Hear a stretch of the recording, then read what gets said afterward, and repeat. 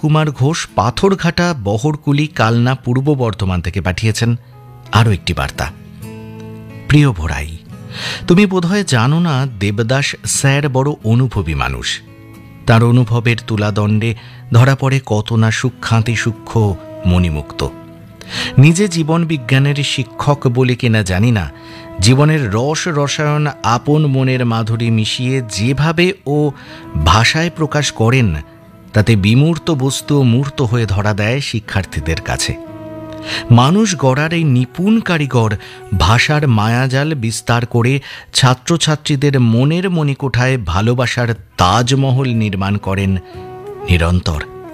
আসলে জীবনশিল্পী দেবদাস মণ্ডল যেভাবে আশা দিয়ে, ভাষা দিয়ে ছাত্রের মন মন্দিরে মানসী প্রতিমা গড়ে তোলেন, তা অন্য অনেকের পক্ষেই সম্ভব নয়।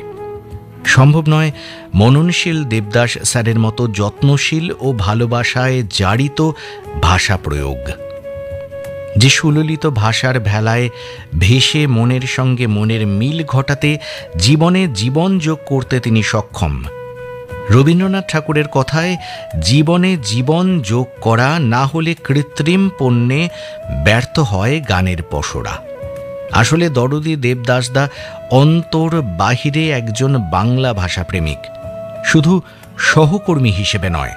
অগ্রজ প্রতিম দেবদাসদার ভাষার ভালোবাসায় আমিও ভাসমান।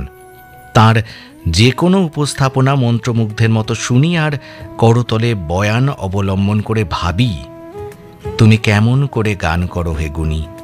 আমি অবাক হয়ে শুনি, কেবল শুনি, তুমি কেমন করে গান করো হে গুণী। ফাগুনের আগুন রঙা পলাশের শুভেচ্ছা সহ তাপস কুমার ঘোষ, পাথরঘাটা, কালনা, পূর্ব বর্ধমান।